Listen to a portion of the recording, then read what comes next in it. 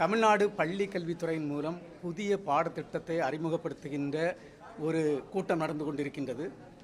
அதனுடைய உயர்மட்ட குழுவினுடைய ஒரு உறுப்பினர் என்ற முறையில் இங்கே நான் இன்று பங்கு பெற்றேன். நீங்கள் பார்த்தீங்கன்னா இப்போ நம்ம இந்த எஜுகேஷன் சிஸ்டம் இருக்குது, பார்த்தீங்கன்னா எப்படி இம்ப்ரூவ் பண்ணணும், எப்படிப்பட்ட எஜுகேஷன் சிஸ்டம் கொண்டு வரணும், இந்த மாதிரிப்பட்ட டிஸ்கஷன்லாம் நடந்துகிட்ருக்கு. ஒன்று இப்போ எனக்கு சஜஷன்ஸ் என்ன சொல்லியிருக்கேன்னா, இந்த நம்ம எஜுகேஷன் சிஸ்டத்தில் எப்படி இருக்கணும்னா, தமிழர்களுக்குள்ள தனி பண்பு, விருந்தோம்பல், சகோதரத்துவம், மற்றவர்களை மதிக்கின்ற ஒரு பண்பாடு, இதெல்லாம் உள்ளடங்கிய ஒரு கல்வி திட்டத்தை நம்ம வழங்கணும். ரெண்டாவது நீங்கள் இந்த படிக்கும்போது ரெண்டு விதமான கல்வி உண்டு. ஒன்று இன்டலெக்சுவல் பேஸ்ட் எஜுகேஷன் சொல்லுவாங்க, இன்னொன்று வேல்யூ பேஸ்ட் எஜுகேஷன் சொல்லுவாங்க. இன்டலெக்சுவல் பேஸ்ட் எஜுகேஷன் நல்லா படித்து நிறைய மார்க் வாங்குறது.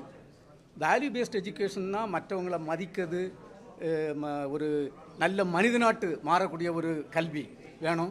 ஸோ இந்த மாதிரி value based education should be given equal இம்பார்ட்டன்ஸ்ன்னு நான் சஜஸ்ட் பண்ணியிருக்கேன். மற்றபடி ஒரு மாணவனுக்கு நல்லா படித்தா மட்டும் போதாது, ஓவரால் பர்சனாலிட்டி இம்ப்ரூவ்மெண்ட் வரணும். ஓவரால் பர்சனாலிட்டி நீங்கள் நல்ல ஹெல்த்தியாகிட்டு நல்ல ஹெல்த்து நல்லா இருக்கணும்.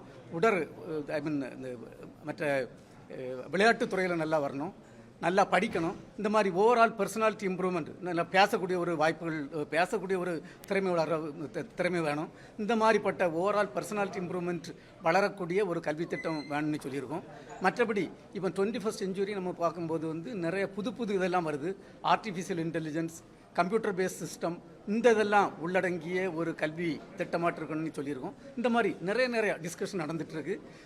சுவராட்டு வரக்கூடிய பாடப்புத்தகங்கள் மாணவர்களை நல்லா கொண்டு வரக்கூடிய, நல்லா முன்னேற்றக்கூடிய ஒரு பாடப்புத்தகம் மட்டும் வரணும்னு நல்ல நம்பிக்கை இருக்குது. இல்லை இப்போ நீங்கள் சயின்டிஃபிக்காட்டு 1-2 ஸ்பெசிஃபிக்காக நான் சொன்ன 1-2 கருத்து எப்படின்னா, இப்போ நமது நாட்டிலே இன்றைக்கி நிறைய சாதனைகள் செய்திருக்கும். நீங்கள் சயின்ஸ் அண்ட் டெக்னாலஜி டிபார்ட்மெண்ட்னாலும் சரி, ஹெல்த் டிபார்ட்மெண்ட்னாலும் சரி, எஜுகேஷன் செக்டர்னாலும் சரி, இந்த மாதிரி மாணவர்களுக்கு நம்ம செய்த சாதனைகளையும் உள்ளே கொண்டு வரணும். ஃபார் எக்ஸாம்பிள் விண்வெளித்துறையில் பார்த்தீங்கன்னா 10 இடத்துல இன்றைக்கி உலகத்தில் நம்பர் 1 இருக்கும். அதே மாதிரி அட்டாமிக் எனர்ஜி இதில் பார்த்திங்கன்னா ரீசெண்டாக பெரிய ஒரு அச்சீவ்மெண்ட் பண்ணியிருக்கோம். இந்த மாதிரி நம்ம செய்த சாதனைகளையும் உள்ளே கொண்டு வரணும் இந்த திட்டத்தில். அப்போ மாணவர்களுக்கு ஒரு நல்ல தன்னம்பிக்கை வரும்.